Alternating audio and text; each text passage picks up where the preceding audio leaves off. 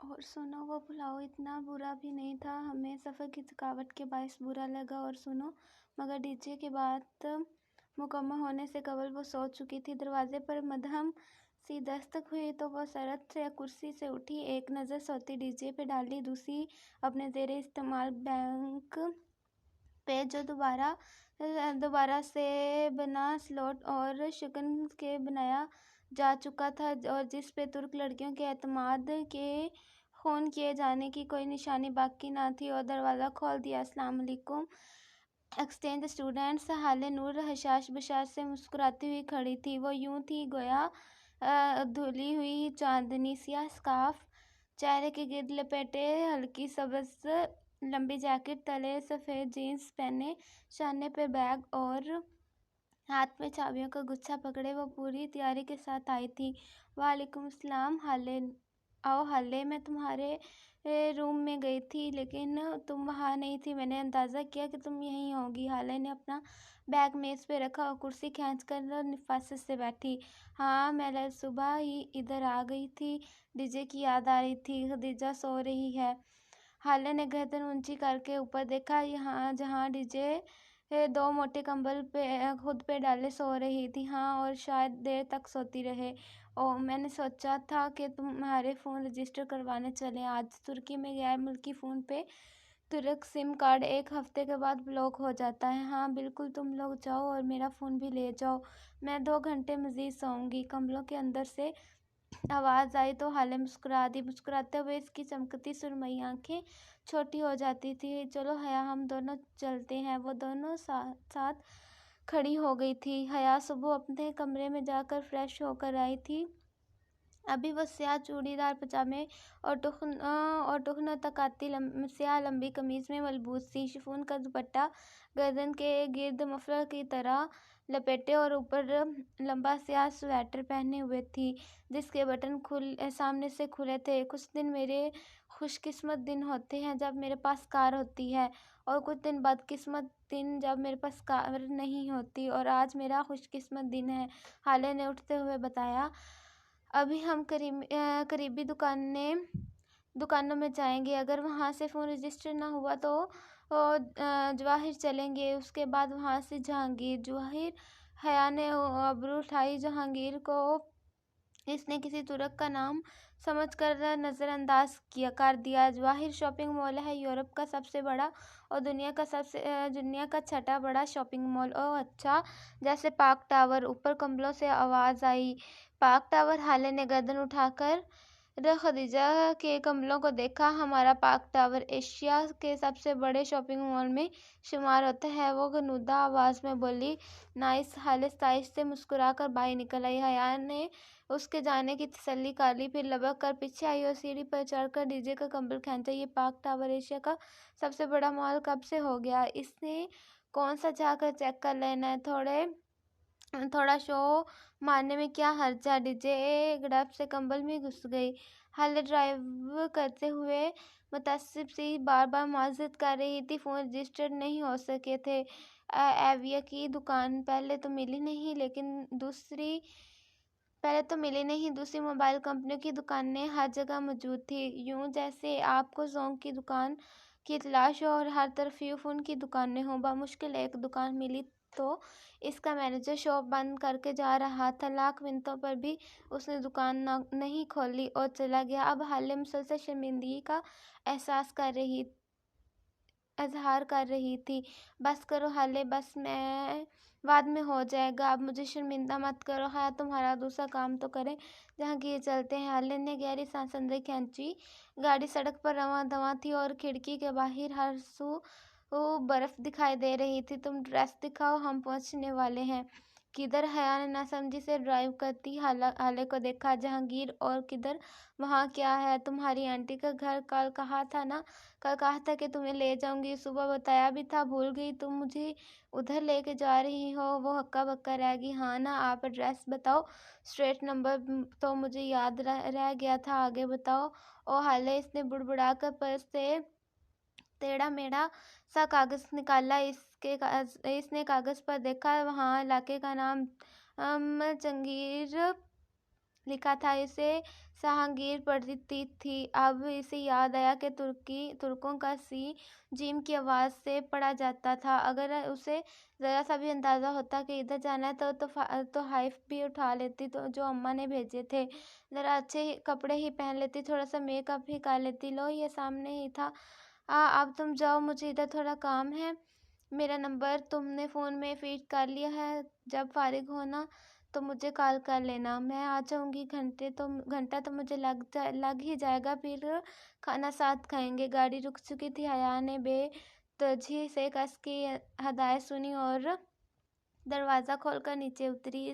इसके दरवाजे बंद करते ही हाले गाड़ी जन से भगा ले गई। वो एक खूबसूरत छोटा सा बंगला था। बैरूनी चार दीवारी की बजाय सफ़ेद रंग की लकड़ी की बाड़ लगी थी।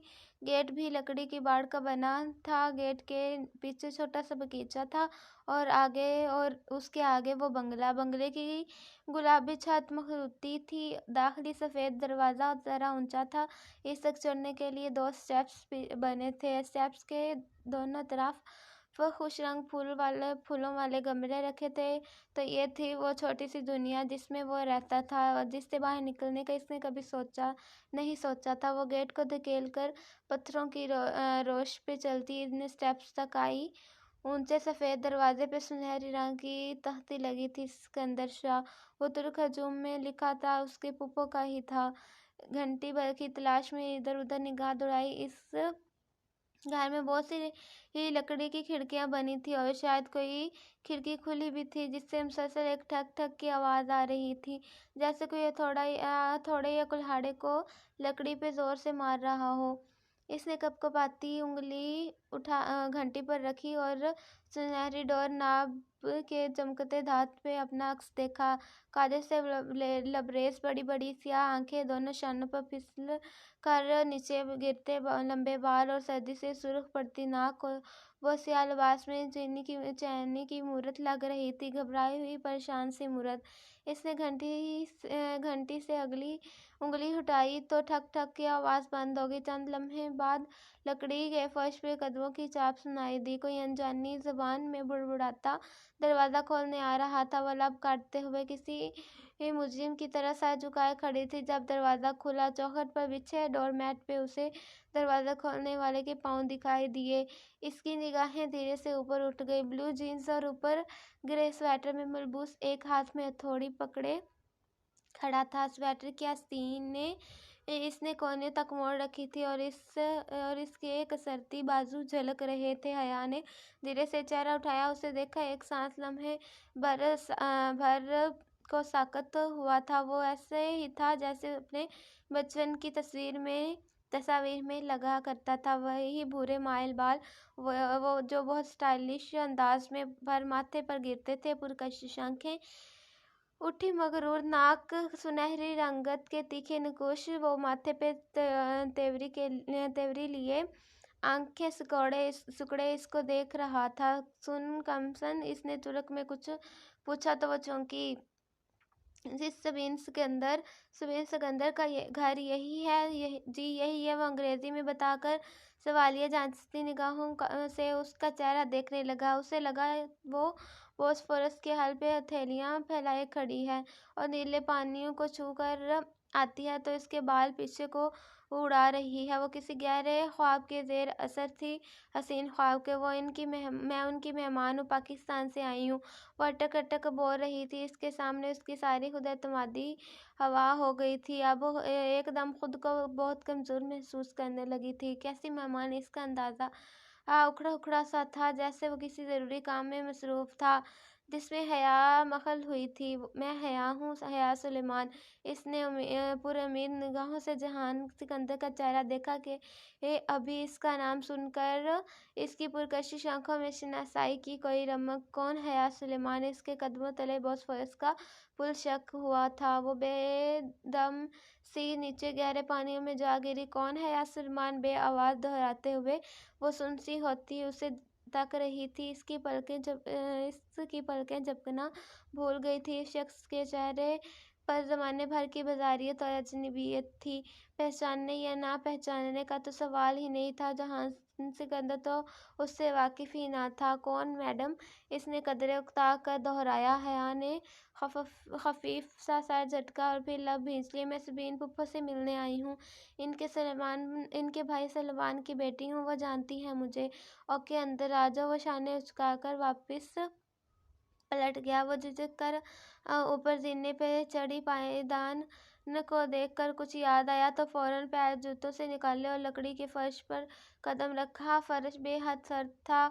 दूर राहदारी के इस पार जहान और जो इस जहान को जाते देखा, वहां से हथौड़े की ठक ठक फिर से शुरू हो चुकी थी। वो राहदारी अबूर करके किचन के दरवाजे पे आ खड़ी हुई। अमरीकी तर्ज का कुछ निफासत से रास्ता था। ऐन वस्त गोल मेज के गिर्द 4 कुर्सियों का फूल बना था। एक जानब काउंटर के साथ वो हया की जानब पस्त किए खड़ा था। इसके हाथ में हथौड़ी थी जिससे वो ऊपर कैबिन के खुले दरवाजे को जोड़कर पूरे जोर जोर से ज़रबे लगा रहा था। वो चंद लम्हों से शीशोपंज के बाद ढीठ बनकर आगे आई और कदरे आवाज़ के साथ कुर्सी खींची। वो बेख्तियार चौंक कर पलटा।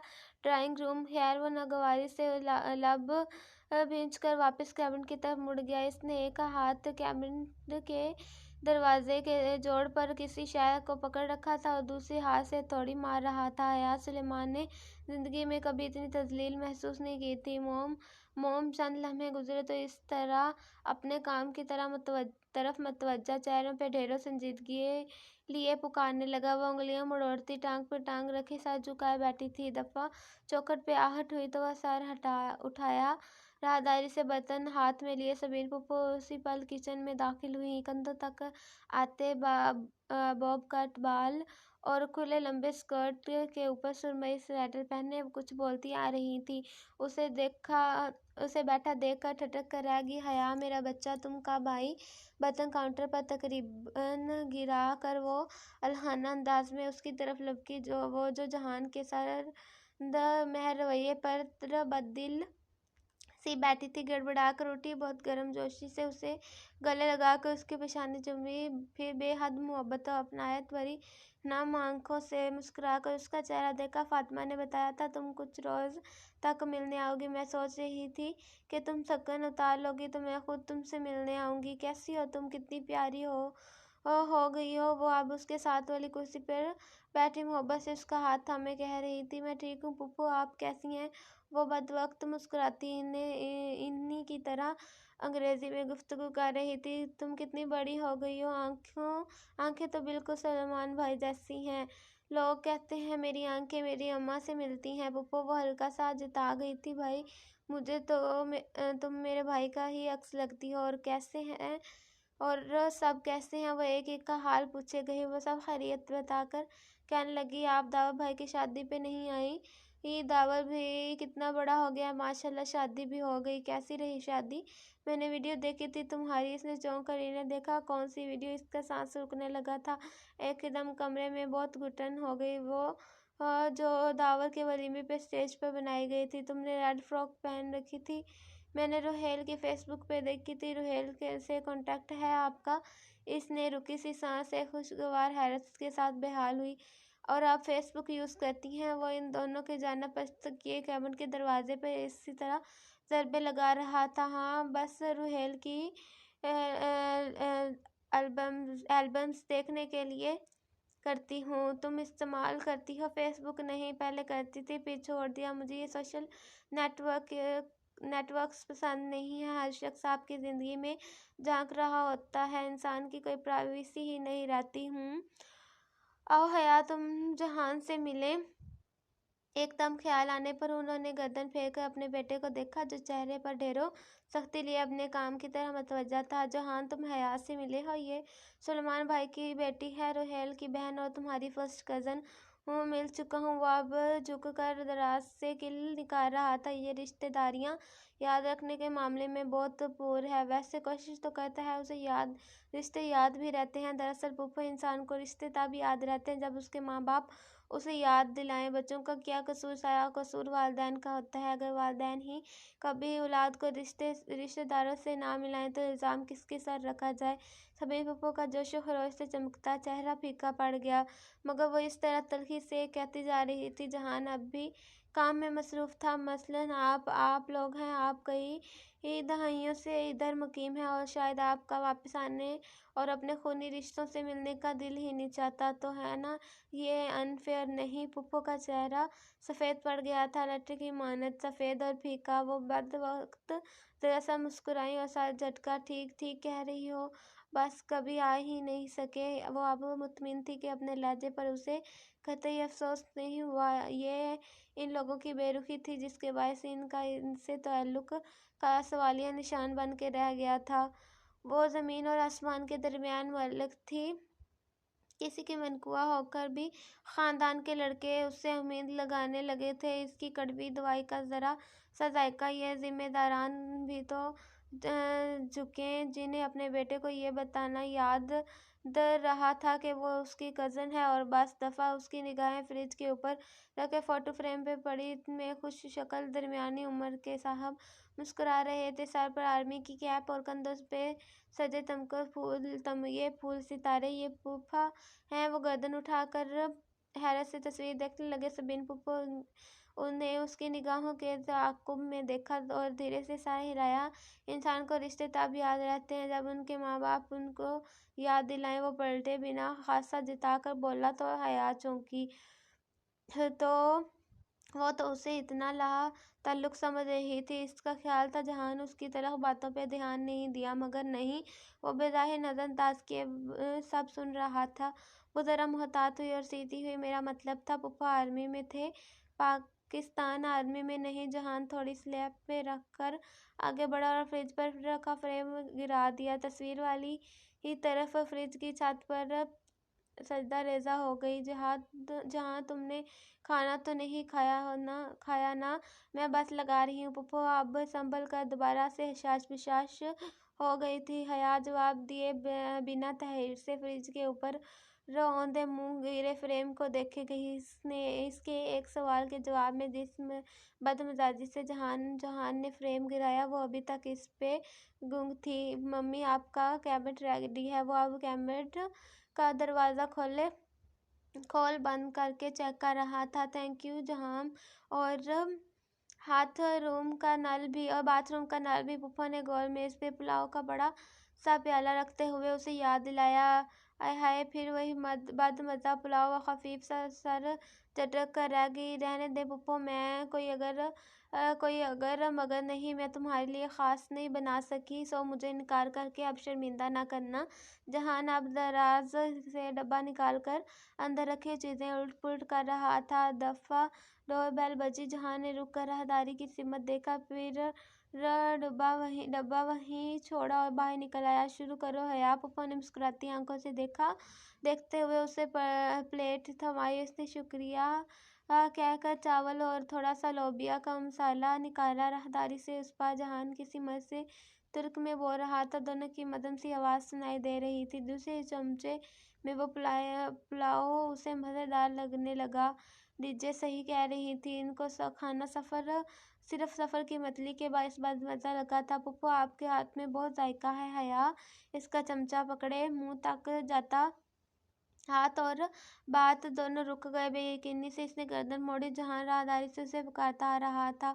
क्या इस मगरूर और बददिमाग आदमी को इसका नाम याद रह गया था? वो धीरे धीरे सड़क किनारे चलने लगी। रसीद अभी तक उसके हाथ में थी। वो घंटा भर पहले खुद इस बात से नावाकिफ़ थी कि जहांगीर जा रही है, फिर इससे AR को कैसे इल्म हुआ? क्या वो इसका पीछा कर रहा है? क्या इसका ताक़ुब किए जा रहा था? लेकिन एक पाकिस्तानी ऑफिसर के एक गैर मुल्क में इतने ज़राए कैसे हो सकते हैं? सिर्फ उसे तंग करने के लिए इतनी लंबी चौड़ी मनसूबाबंदी कौन करेगा? वो कॉलोनी के सिरे पर नस्ब बेंच पर बैठ गई। इसकी निगाहें बर्फ से ढकी घास पर जमी थी। उसे हाले के आने तक यहीं बैठना था। इसने अगले दिन ही रूम ऑफिसर हकाक से बात करके अपना कमरा बदलवा लिया। अब वो डीजे के कमरे में मुंतकिल हो चुकी थी। कमरे में तीसरी लड़की एक चीनी निषाद लिंक थी। इसका पूरा नाम इतना लंबा और पेचीदा था कि यूरोप के लिए अपना नाम चेरी रख लिया, और वो एक्सचेंज स्टूडेंट थी और पीएचडी कर रही थी। चौथी लड़की एक सराइकी यहूदी टहली थी, वकन टहली के दरख्त की तरह लंबी चौड़ी और घुंघराले बालों वाली। वो भी एक्सचेंज स्टूडेंट थी। उसके साथ वाले कमरे से फ़लस्तीनी एक्सचेंज स्टूडेंट, वो हैंडसम लड़के जिसका जिक्र डीजे ने पहले रोज़ किया था, गाड़ी झंपी थी। वो फ़लस्तीनी लड़के, वो इसराइली लड़के हर जगह साथ साथ नजर आते थे। कैंपस की सीढ़ियों हो या हॉस्टल का कॉमन रूम, वो चारों साथ ही होते थे। इनका पासपोर्ट चेक करवाओ, या तो ये इसराइली हैं या वो फ़लस्तीनी नहीं है। इतना इत्तेहाद और दोस्ती, तौबा है भाई। डीजे जब भी इनके साथ देख कर आती, यूं ही करती रहती। हया ने भी इन लड़कों को नहीं देखा था, ना ही उसे शौक था। तमाम ममालिक के एक्सचेंज स्टूडेंट्स पीर तक पहुंच गए थे। वहाँ किसी एक्सचेंज स्टूडेंट का नाम मालूम नहीं था। बस ये फ़लस्तीनी हैं, ये चाइनीज़ हैं, ये नॉर्वेजियन है, ये डच है, और ये दोनों पाकिस्तानी हैं। इनको 1 से 4 मज़ामीन लेने का ख्याल था। डीजे ने 2 लिए, जबकि हया ने 4 लिए। चौथे माह के इख्तिताम पे इम्तिहान देने की पाबंदी थी, और ये 5वां लाजमा तुर्की में गुजारने की पाबंद थी। हाय, हॉस्टल में रहो चाहे ना रहो, चाहे सारी रात बाहर गुजारो, कोई पूछने वाला ना था। खूब मज़े थे। सुबांजी में क्लास के अंदर लड़कियों का स्कार्फ पे पाबंदी थी, तो ये हाले नूर क्या करती होगी? हया ने डीजे से तब पूछा। वो जब दोनों नमाज के बहाने क्लास में दिखाई जाने वाली तुर्की की तारीफ प्रेजेंटेशन के घिसक कर आ गई थी। अब वो पेरियर हॉल में बैठी चिप्स खा रही थी। वो क्लास में स्कार्फ उतार कर ही जाती है, डीजे चिप्स कतरते हुए बता रही थी। वो दोनों चौकड़ी मारकर कारपेट पर बैठी थी। एक तरफ अलमारी में कुरान और इस्लामी किताब के नुस्खे सजे थे, दूसरी तरफ बहुत से स्कार्फ और स्कर्ट से टंगे हुए थे। जीन्स वाली तुर्क लड़कियां स्कर्ट पहनकर नमाज पढ़ लेती, और फिर बाद में वो स्कर्ट वहाँ लटका कर चली जाती। इस्तांबुल के हर जनाना प्रेयर हाल में ऐसे स्कार्फ और स्कर्ट्स लटके हुए थे। मज़े की ये है, हाले नूर भी वो उंगली से बाल पीछे करते हुए कह रही थी। इसने भी ब्लू जीन्स और ऊपर गुलाबी स्वेटर पहन रखा था। पाकिस्तान में तैयब फुरकान की डांट के डर से वो जीन्स नहीं पहन सकती थी, लेकिन शुक्र है यहाँ वो लोग नहीं थे, और ज़िंदगी को अपनी मर्जी से लुत्फ़ अंदोज़ होकर गुजार रही थी। परसों तुम अपनी पुप्पो के घर गई थी, कैसा रहा ट्रिप? अच्छा रहा। पुप्पो ने पुलाव बनाया था। वाकई इतना बदमज़ा पकवान नहीं था जितना हम समझ रहे थे। मैं तो वो पहले ही कह रही थी। जब प्रेयर हॉल में ही खूब बोर हो गई थी, तो वो बाहर निकल आई। सर्द-नम हवा धीमी ले में बह रही थी। हरी घास, ये स्पंजी की गोल सी इमारत पूरे वक़ार के साथ खड़ी थी, जैसे एक गोलाई की शक्ल में बने घर को हीट पहना दी जाए। शीशे के ऊंचे दाखिली दरवाज़ों के सामने सीढ़ियाँ बनी थी। सीढ़ियों के दोनों तरफ सब्ज़ा फैला था। वो दोनों फाइलें थामे ज़ेने उतर रही थी जब डीजे ने उसका शाना हिलाया। ये जो आखिरी ज़ीने पर 3 लड़के खड़े हैं, ये वही फ़लस्तीनी लड़के हैं। देखो, टाहली भी उनके साथ है। इसने हवा से चेहरे पे आते बाल हटाए और देखा। वो हैंडसम और खुश शक्ल से लड़के सीढ़ियों के किनारे खड़े बातों में मसरूफ़ थे। आओ, इनसे मिलते हैं। मुझे दिलचस्पी नहीं है, तुम जाओ, मुझे ज़रा काम है। वो खटखट देना उतरती ही आगे बढ़ गई। डीजे ने उसे नहीं पुकारा। वो इन फ़लस्तीनियों के जानिब चली गई। वो यही चाहती थी कि डीजे से दोस्ती अपनी जगह।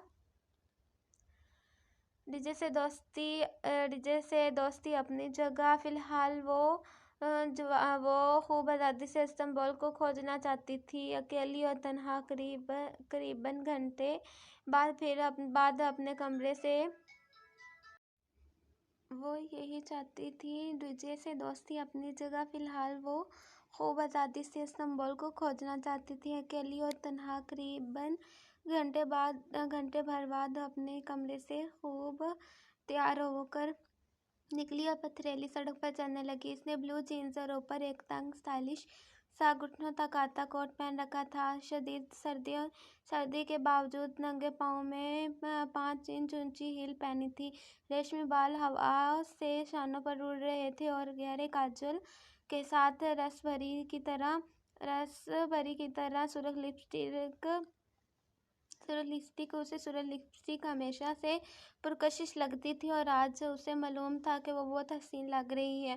بس اسٹاپ آ چکا تھا جب بادل زور سے گرجے۔ یہ بس اسٹاپ یونیورسٹی کے اندر ہی تھا۔ سبانجی کی ہیروئن گورسل تھی۔ گورسل بس سروس وہ سبانجی کے طلباء کے لیے ہی چلتی تھی اور انہیں استنبول شہر تک لے جاتی تھی۔ ہال نے اسے گورسل کا شیڈول رٹوا دیا تھا۔ جس دن تمہاری گورسل چھٹی تمہیں ہال نور بہت یاد آئے گی، اس نے سختی سے تاکید کرتے ہوئے کہا۔ گورسل اپنے مقررہ وقت سے ایک لمحہ کی تاخیر نہیں کرتی تھی اور اگر چند سیکنڈ بھی تاخیر سے آئے تو گورسل گئی۔ اب 2 گھنٹے بیٹھ کر اگلی گورسل کا انتظار کریں۔ جب وہ گورسل میں بیٹھی تو آسمان پہ سیاہ بادل اکٹھے ہو رہے تھے۔ جب گورسل سے باسفورس کا عظیم الشان پل پار کیا تو موٹی موٹی بوندیں پانی میں گر رہی تھیں۔ جب وہ ٹاکسم اسکوائر پر اتری تو استنبول بھیگ رہا تھا۔ ٹاکسم اسکوائر استنبول کا ایک مرکزی چوک تھا۔ وہاں عین وسط میں اتا ترک سمیت تاریخی شخصیات کے مجسمے نصب تھے۔ مجسمہ آزادی کے ایک طرف ہرا بھرا پارک تھا، وہ دوسری طرف میٹرو ٹرین کا زیر زمین اسٹیشن۔ وہ بس سے اتری تو بارش تڑا تڑ برس رہی تھی، موٹے موٹے قطرے اس پر گر رہے تھے۔ وہ سینے پہ بازو لپیٹے تیز تیز سڑک پار کر رہی تھی۔ گیلی سڑک پہ اونچی ہیل سے چلنا دشوار تھا۔ چند ہی لمحے وہ پوری طرح بھیگ چکی تھی۔ زیر زمین میٹرو اسٹیشن تک جاتی وہ چوڑی سیڑھیاں سامنے ہی تھیں۔ وہ تقریباً دوڑ کر سیڑھیوں کے دہانے پہنچ چکی تھی۔ چیخ کی آواز آئی۔ وہ لڑکھڑاتی گرتے گرتے بچی اور اس کی دائیں سینڈل کی ہیل درمیان سے ٹوٹ گئی۔ ٹوٹا ہوا 2 انچ کا ٹکڑا بس اٹکا ہوا تھا، ساتھ لٹک رہا تھا۔ اس نے خفت سے ادھر ادھر دیکھا۔ لوگ مصروف انداز میں چھتریاں تانے گزر رہے تھے۔ شکر کسی نے دیکھا نہیں۔ بارش اس طرح برس رہی تھی کہ اس کے بال موٹی گیلی لٹوں کی صورت چہرے کی طرف میں چپک گئے تھے۔ اس نے خفت سے ٹوٹے جوتے کے ساتھ زینہ اترنا چاہا مگر یہ ناممکن تھا۔ جھنجھلا کر وہ جھکی، دونوں جوتوں کے اسٹریپس کھولے، پاؤں ان میں سے نکالے اور جوتے اسٹریپس سے پکڑ کر سیدھے ہوئی۔ نیچے ٹرین کے پہنچنے کا شور مچ گیا تھا۔ وہ بھاگتے ہوئے ننگے پاؤں زینے اترنے لگی۔ میٹرو کا ٹکٹ 1.5 لیرہ کا تھا۔ جس بھی اسٹیشن پر اترو وہ ٹکٹ لے کر جلدی سے ٹرین میں داخل ہوئی تاکہ کسی کے محسوس سے قبل ہی معتبر بن کر جوتے پہن کر بیٹھ جائے۔ میٹرو میں نشستیں دونوں دیواروں کے ساتھ سیدھی قطار میں تھیں۔ کھڑے ہونے والوں کے لیے اوپر روڈ سے ہینڈل لٹک رہے تھے اور ایک ہینڈل کو پکڑے بھیڑ میں راستہ بنانے لگی۔ اس کی نظر کونے پہ ایک خالی نشست پر تھی مگر آگے چلتے شخص نے گویا راستہ روک رکھا تھا۔ جب تک وہ کونے والی نشست پر بیٹھا نہیں وہ آگے نہیں بڑھ سکی۔ پھر اس کے بیٹھتے ہی دم سے اس کے برابر کی جگہ پر آ بیٹھی۔ وہ سیاہ سوٹ میں ملبوس شخص شناسا سا لگا۔ لمحے بھر اس کا سانس رک گیا۔ وہ جہاں سکندر احمد بہت قیمتی اور نفیس سیاہ سوٹ میں ملبوس، جیل سے بال پیچھے کیے اور چہرے پہ ڈھیروں سنجیدگی لیے اخبار کھول رہا تھا۔ بریف کیس اس کے قدموں میں رکھ دیا تھا۔ وہ متحیر سی بیٹھی سامنے دیکھے گئی کن آنکھوں سے اسے وہ چہرے کے آگے اخبار پھیلائے نظر آ رہا تھا۔ سامنے والی قطار اس کی قطار کے درمیان جگہ اوپر لگے ہینڈل پکڑ کر کھڑے لوگوں سے بھرنے لگی تھی۔ وہ اس عجیب اتفاق پر اتنی ششدر بیٹھی تھی کہ ہاتھ سے لٹکتے جوتے بھول ہی گئی تھی۔ یاد رہا تو بس یہ کہ وہ اتنا قریب مگر کتنا دور تھا اسے مخاطب کرے۔ اگر اس نے دیکھے بنا ٹرین سے اتر گیا تو اس کا دل ڈوبنے لگا مگر وہ شاید اسے پہچاننے بھی نہ اس سرد مہر کم گو شخص سے اسے توقع تھی۔ یہ چند پل سرکے تھے کہ جہان نے صفحہ پلٹنے کی غرض سے اخبار نیچے کیا اور انگوٹھے سے اگلے صفحے کا کنارہ موڑتے ہوئے ایک سرسری نگاہ پہلے میں بیٹھی لڑکی پہ ڈالی، پھر صفحہ پلٹ کر اخبار کی طرف متوجہ ہو گیا۔ لیکن اگلے ہی پل وہ جیسے رکا اور گردن موڑ کر دوبارہ اسے دیکھا۔ ایک بھیگی موٹی لٹیں رخساروں سے چپک گئی تھی، پانی کے قطرے تھوڑی سے نیچے گردن پر گر رہے تھے۔ وہ اس کی طرف متوجہ ہونے پہ بھی سانس روکے سامنے دیکھے گئی۔ او حیا! وہ حیرت بھری آواز کہیں دور سے آئی تھی۔ حیا نے دھیرے سے پلکیں اس کی جانب اٹھائیں، کاجل کی لکیر مٹ کر نیچے بہہ گئی تھی، تب بھی اس کی اداس آنکھوں میں عجب سا دکھتا تھا۔ جہان سکندر وہ بد وقت رسما مسکرائی۔ حیا کیسی ہو؟ اکیلی ہو؟ کہنے کے ساتھ جہان نے ارد گرد نگاہ دوڑائی۔ وہاں کوئی مسافر حیا کا ہمسفر نہیں لگ رہا تھا۔ جی اکیلی ہوں۔ میں نے یہ بھی پوچھا کہ کیسی ہو؟ مسکراتے ہوئے اپنائے سے کہتے ہوئے اخبار طے کرنے لگا تو وہ اس کے لیے ہتھوڑی اور مینی نہیں رکھ سکتا تھا، اب اخبار رکھ رہا تھا۔ یا خدا! یہ وہی جہان سکندر تھا۔ میں تمہیں یاد کر رہی تھی۔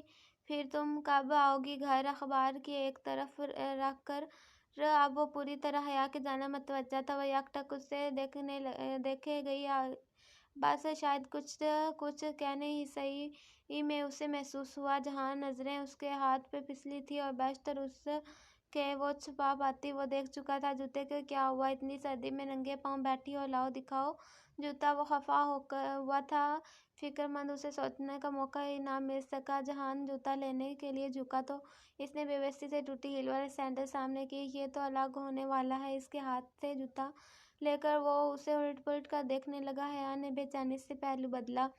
جہان رہنے دو، ٹھہرو، شاید یہ جھوٹ جائے۔ وہ جھک کر دوسرے ہاتھ سے بریف کیس میں سے کچھ نکالنے لگا۔ جہان لوگ دیکھ رہے ہیں، یہ پکڑو ذرا۔ وہ سیدھا ہوا، جوتا حیا کو تھمایا، پھر ہاتھ میں پکڑا، ٹیپ کھولا، کافی لمبا سا اسٹریپ کھول کر دانت سے کاٹا۔ حیا نے جوتا سامنے کیا۔ اس نے احتیاط سے ہیل کے نچلے لٹکے حصے کو اوپر سے ہاتھ سے جوڑا اور اس کے گرد چکروں میں ٹیپ لگاتا گیا۔ اب پہنو مرہم شدہ سینڈل۔ اس کے جھک کر حیا کے قدموں میں رکھا۔ حیا نے اس میں پاؤں ڈالا، چستی بند کرنے کے لیے جھکی تھی اور زور پڑنے پر چٹک ہوا ہیل کا ٹوٹا حصہ سرے سے الگ ہو گیا۔ اف! وہ متاسف ہوئی۔ کوئی بات نہیں۔ حیا کو شرمندگی نے آن گھیرا تھا۔ یہ وہ سرد مہر و تلخ جہان نہیں بلکہ کوئی اپنا سا شخص تھا۔ وہ جواب دینے کے بجائے جھک گیا تھا۔ حیا نے گردن ترچھی کر کے دیکھا۔ وہ اپنے بوٹ کا تسمہ کھول رہا تھا۔ اس سے پہلے کہ حیا اسے روک پاتی، جہان نے اپنے بوٹ اتار چکا تھا۔ پہن لو بھائی، ٹھنڈ ہے، سردی لگ جائے گی۔ اب وہ جرابیں اتار کر اپنے بریف کیس میں رکھ رہا تھا۔ اس کا انداز عام سا تھا، جیسے وہ روز ہی میٹرو میں کسی نہ کسی کو اپنے جوتے دے دیتا ہو۔ نہیں، رہنے دو، میں ابھی مارکیٹ سے نیا لے لوں گی۔ پہن لو حیا۔ مگر تم کیا کرو گے؟ تم آفس جا رہے ہو نا؟ جہان نے ذرا مسکرا کر اس بات میں سر ہلایا۔ آفس کے کام سے سسلی جا رہا ہوں، پھر میں تمہیں جوتے کیسے واپس کروں گی؟ پتہ نہیں کب تمہارے گھر آؤں۔ اور تم بھی اکیلی کہیں نہیں جا رہی؟ اگلے اسٹیشن سسلی ہے اور ادھر ہم ساتھ ہی مال سے جوتے خریدیں گے، پھر اپنے بوٹ واپس لے لوں گا۔ مگر تمہارے آفس کا کام میں ننگے پاؤں جا کر کیا کروں گا؟ وہ دھیرے سے مسکرایا۔ وہ پہلی بار حیا کے لیے مسکرایا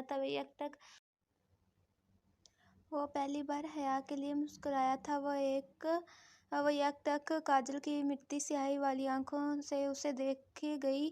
اس کے چہرے سے چپکی موٹی گیلی لٹیں اب سوکھنے لگی تھیں اور تھوڑی سے گرتے پانی کے قطرے بھی اب خشک ہو چکے تھے۔ جوتے پہن لو، لوگ اب بھی دیکھ رہے ہیں۔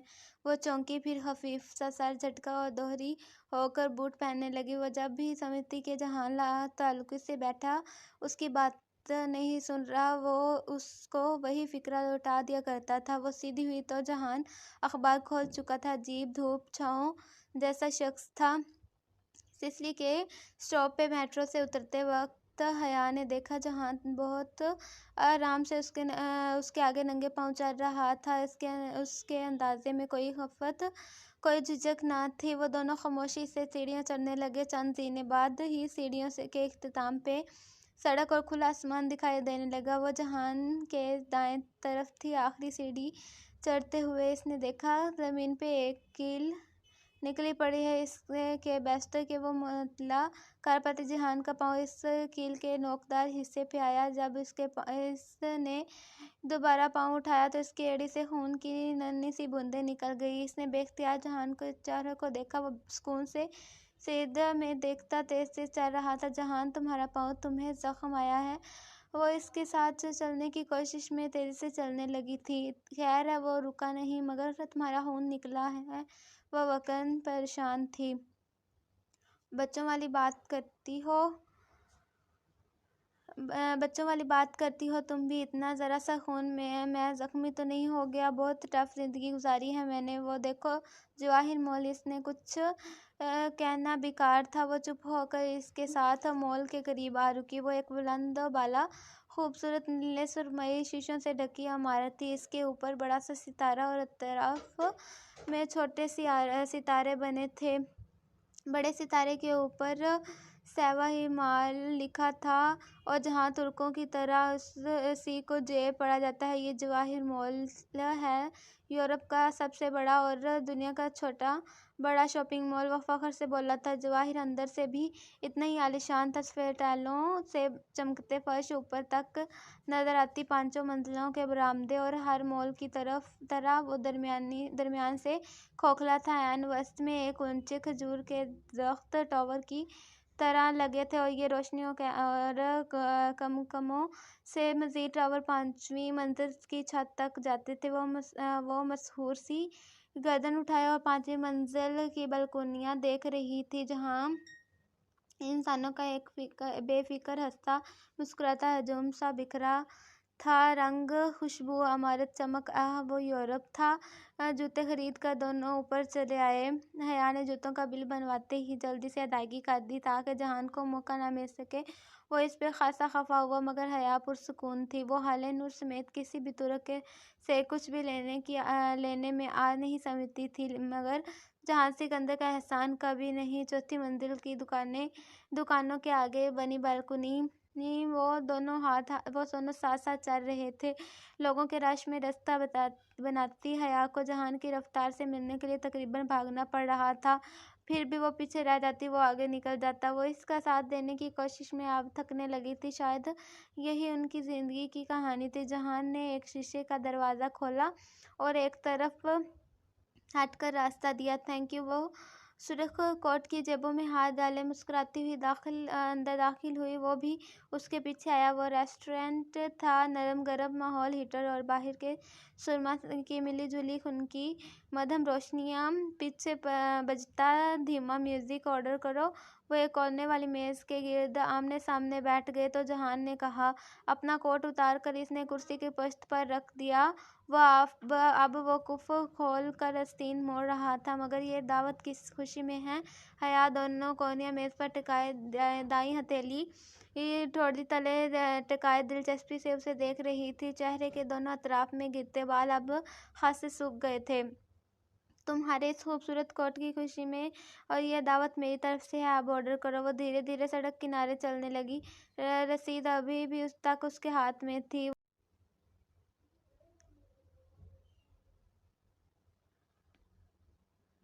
तुम्हारे इस खूबसूरत कोट की खुशी में ये दावत है मेरी तरफ से है। ऑर्डर करो। हया ने गर्दन झुकाकर एक सरसरी निगाह अपने कोट पर डाली।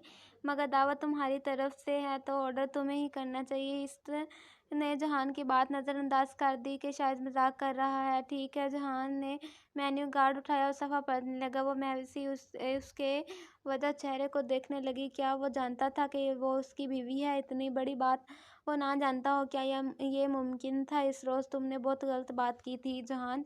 मुझे तुम पे बहुत गुस्सा आया था। जब वो ऑर्डर कर चुका था तो यूं ही बंद मुट्ठी थोड़ी तरह टकाए उसे तकते हुए बोली। मैंने क्या किया था? वो हैरान हुआ। पता नहीं किसने मेरे नाम फूल भेजे। तुमने कहा कि मेरा वैलेंटाइन। मैं ऐसी लड़की नहीं हूँ जहान। ना ही मैं जानती हूँ कि फूल किसने भेजे थे। ओके। जहान ने समझने वाले अंदाज में इस बात में सर को जम्बिश दी। मगर वो जानती थी उसे यकीन नहीं आया। रेस्टोरेंट में गहमा गहमी थी। इधर इर्द गिर्द वेटर मेज़ों के दरमियान रास्ता बनाते ट्रे उठाए तेजी से फिर रहे थे। बस मंजर में बजती मौसीकी के सुर बदल गए। अब तक आप एक तुरक गुलकार धीमी ले वाले गीत गुनगुना रहा था। वैसे तुम सुबह सुबह कहाँ जा रही थी? मैं यहीं सिसली आ रही थी शॉपिंग वगैरह करने। वेटर कॉफ़ी ले आया था और आप दोनों के दरमियान न झुका ट्रे दूसरा कप उठाकर मेज़ पर रख रहा था। बहादुर लड़की हो, अकेली घूम फिर लेती हो, जहां ने मुस्कुरा कर कहते हुए अपनी कॉफ़ी में शक्कर डाली। इस्तांबुल में ये बहादुरी महंगी तो नहीं पड़ेगी? मतलब कॉफ़ी का भाव उड़ता हुआ कप लबों से लगाते हुए जहान की आंखों में उलझन उभरी। इसने एक घूंट पीकर कप नीचे रखा। मतलब ड्रग माफिया, ऑर्गेनाइज्ड क्राइम और स्टेट सीक्रेट ऑर्गेनाइजेशन जैसी तरकीबात से वास्ता तो नहीं पड़ेगा? वो कोनिया मेज पर रखे आगे हुए और चेहरे पे सादगी सजाए आहिस्ता से बोली, क्योंकि सुना है यहाँ इससे पाला पड़ सकता है। किससे सुन ली तुमने ऐसी खौफनाक बातें? जहान ने मुस्कुरा कर साथ झटका। तो बताओ ये पाशा कौन है? पाशा को नहीं जानती? तू तुर्की क्यों आई हो? मुस्तफ़ा कमाल पाशा या कमाल अतातुर्क? वो तुर्कों का बाप था। वो नहीं, मैं इस्तांबुल के पाशा की बात कर रही हूँ, अब्दुर्रहमान पाशा की। कॉफ़ी का कप लबों तक ले जाते हुए जहां ने रुक कर नासमझी से देखा। कौन? कॉफ़ी से उड़ती भाप लम्हे भर उसके चेहरे को ढांप गई। एक भारतीय स्मगलर जो यूरोप से एशिया असला स्मगल करता है। कम ऑन, इसने कप रख कर संजीदगी से हिया को देखा। इस्तांबुल में ऐसा कोई माफिया राज नहीं करता है। किसने तुम्हें कहानियां सुना दी? यूं ही मशहूर होने के लिए किसी ने अपने बारे में अफवाह उड़ाई होगी। तुम इस्तांबुल को क्या समझ रही हो? हाल की तरह वो एक खालिस तुर्क था, अपने इस्तांबुल के दिफा के लिए जी जान से तैयार। वेटर जहान के इशारे पे बिल लेके आया था और जहान अपने बटुए से कार्ड निकाल कर इस फाइल में रख रहा था। राई होती है तो पहाड़ बनता है ना? हया ये पाकिस्तान नहीं है, जहान ने ज़रा तफाखुर से जिता कर कहा। इसने लब भींच के कार्ड रख कर जहान ने फाइल बंद की करके इसकी तरफ रखी। पाकिस्तान में भी ये नहीं होता और बिल मैं दूंगी। हया ने तेजी से फाइल उठा ली और खोली, जैसे मैं जानती ही नहीं है जहान को कि अगली बात लबों में ही रह गई। इसके दाईं तरफ से एक वेटर ट्रे उठाए चला आ रहा था। अचानक से एक दूसरा वेटर तेजी से उसके पीछे से आया और पहले वेटर के आगे निकलने की कोशिश की। पहले वेटर को ठोकर लगी तो वो तवाज़ुन बरकरार ना रख पाया और नतीजा उसकी दाईं हथेली पे सीधी रखी लकड़ी का ट्रे शड़ शड़ करता, पाँव उड़ाता, सीजर प्लेट, बीफ स्टिक्स समेत उल्ट गया। मेज पे रखे हया के हाथ पे ट्रे और गरम बीफ इकट्ठे लगे थे। वो बुला कर उठी फाइल और बिल नीचे जा गिरा। I am sorry. वो दोनों वेटर बेक वक्त चीज़ें ठीक करने लगे। ट्रे से कॉफ़ी का कप भी उल्ट गया और सारी कॉफ़ी फर्श पर गिरी पड़ी थी। जहान नागवारी से तुर्क में इन्हें डांटने लगा। चंद मिनट माजतों और मेज से साफ करने में लग गए थे। वो वापस से बैठा तो हया अपनी कलाई सहला रही थी। तुम्हें चोट आई है? दिखाओ, ज्यादा जल तो नहीं गया? इसने हाथ बढ़ाया मगर हया ने कलाई पीछे कर ली। जरा सी चोट है, मैं जख्मी तो नहीं हो गई। बहुत टफ जिंदगी गुजारी है मैंने। बेज़ाहिर मुस्कुरा कर वो दर्द को दबा गई। हथेली सुर्ख पड़ चुकी थी, शदीद जल रही थी। मेरी बात और है, हाथ दिखाओ। मगर इसने हाथ गोद में रख लिया। ठीक है, इट्स ओके, कॉफ़ी का शुक्रिया, अब हमें चलना चाहिए। वो उठ खड़ी हुई। बिल वाली बात उसे भूल गई थी। मगर कॉफ़ी तो ख़त्म कर लो। वो कदरे परेशानी से खड़ा हुआ। रहने दो, इंतहाई बद तहजीब वेटर्स हैं यहाँ के। चलो वापसी पे वो इसे मेट्रो स्टेशन तक छोड़ने आया था। ज़ेरे ज़मीन में जाती सीढ़ियों के दहाने पे वो दोनों आमने सामने खड़े थे। तुम वापस टॉक्सिम नहीं आओगे? नहीं, वो दफ्तर यहाँ करीब ही है जिससे काम के सिलसिले में मिलने आया था। इस तरफ जहां ने बाजू उठाकर दूर एक तरफ इशारा किया। इसने सफ़ेद शर्ट की आस्तीन यूं ही कोने तक मोड़ रखी थी और कोट बाजू पे डाल रखा था। टाई की नाट अब तक ढीली हो चुकी थी। वो यकीनन उसका वर्किंग डे ख़राब कर चुकी थी। वैसे तुम क्या करते हो? वो कोट की जेबों में हाथ डाले खड़ी गर्दन उठाए उसे देख रही थी। वो एक गरीब सा रेस्टोरेंट ओनर हूँ।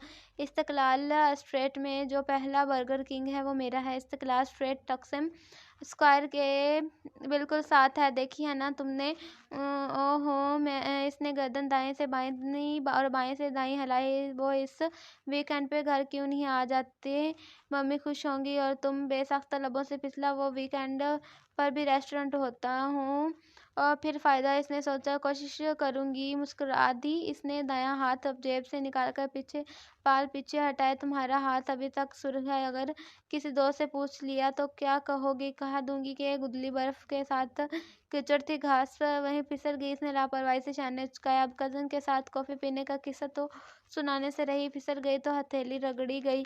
हाँ, और घुटने। जहान ने मुस्कुराकर उसकी जीन्स की तरफ देखा। मतलब हया ने अब्रू उठाए। लड़की को स्टोरी पूरी बनाया करो। अगर तुम हथेली के बल कीचड़ में गिरो तो असल तुम्हारे घुटने में भी रगड़ आनी चाहिए।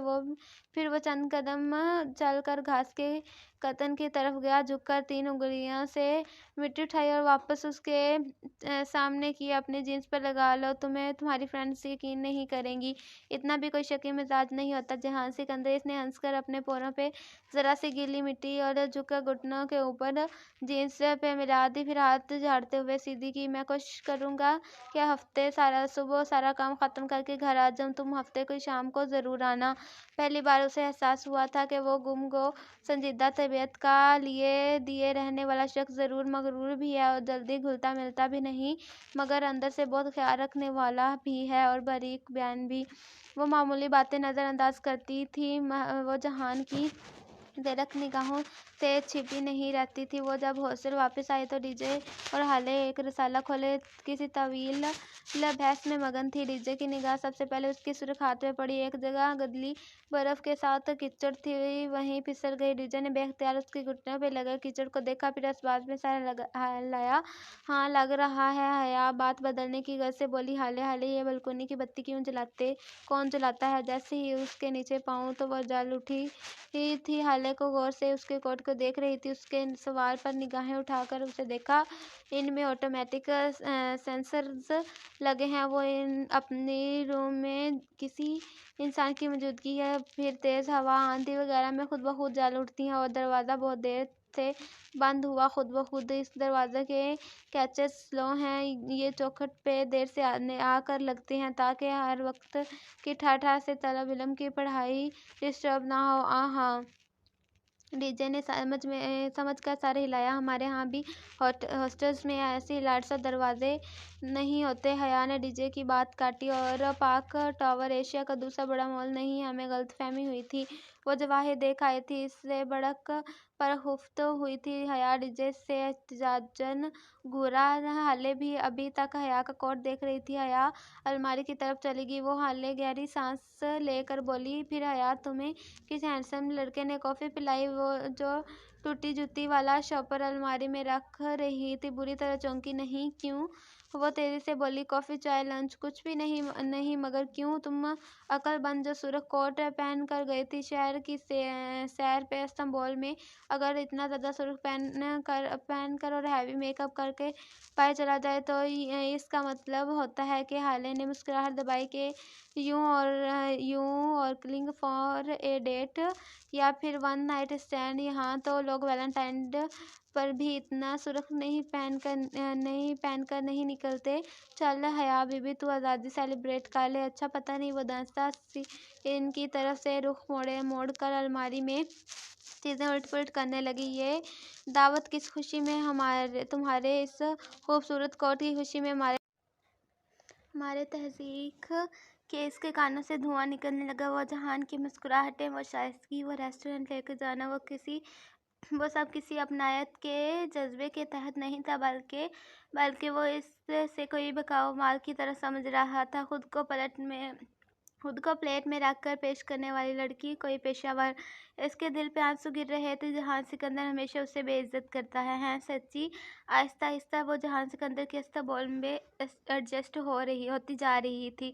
डीजे को नींद और नसियाँ अलबत्ता उसे आजिज़ कर देते थे। डीजे को ज़रा कहीं टेक मिल जाती तो वो आंखें बंद करके सोने के लिए तैयार हो जाती। और फिर इसका भुलक्कड़पन। हया जब भी कोई फोटोकॉपी करवाने जाती तो वहाँ लावर्स पड़े, किसी रजिस्टर, किसी नोट्स के जत्थे किसी किताब पर हमेशा शनासाई का गुमान गुजरता। वो उसे उठा कर देखती तो बड़ा बड़ा डीजे लिखा होता था। वो हर चीज़ वापस लाकर डीजे के सर पर मारती थी और डीजे ये इधर कैसे पहुंच गया क्या कर हंसने लग जाती थी। सुबांजी में एक मखसूस सा आईडी कार्ड बना था। इस पे तस्वीर खिंचवाने की शर्त और गर्दन खुली रखना थी। वो मोबाइल के प्री पैड कार्ड की तरह थी। गुरसल का टिकट, फोटो, रिपेयर की रकम और दोपहर के खाने का बिल इस कार्ड पे अदा होता था। इसमें मोबाइल की इजी लॉट की तरह बैलेंस डलवाया जाता था।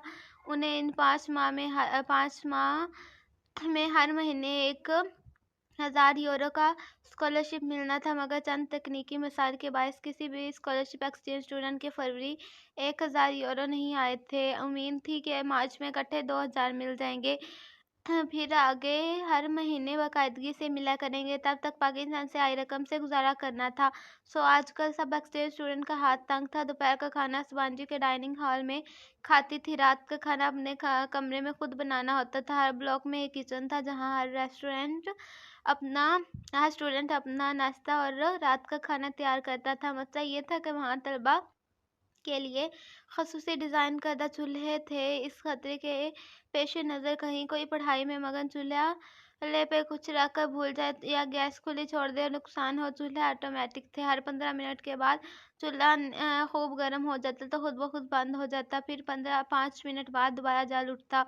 इनको बंद होने से रोकने का कोई तरीका ना था। उसे बेकार चूल्हों पे देसी खाना पकाना नामुमकिन था। हॉस्टल के ब्लॉक्स के करीब ही एक बड़ा लग्जरी सुपर स्टोर दियासा था। दिया उसका नाम था और 7 तुर्क में स्टोर को कहते हैं।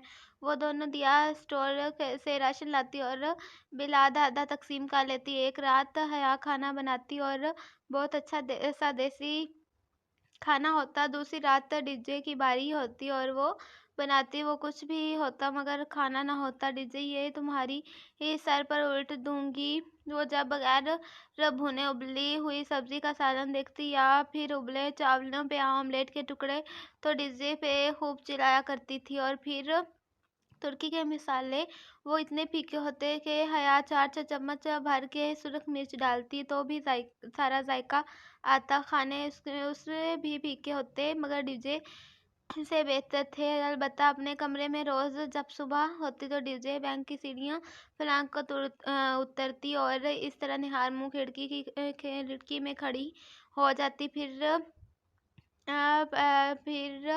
पट खोलकर बाहर चेहरा निकाल कर जोर से आवाज़ लगाती, गुड मॉर्निंग डीजे। वो और ख्वाब और जवाब में दूर किसी ब्लॉक से एक लड़का जोर से पुकारता, टी बे ये गालबन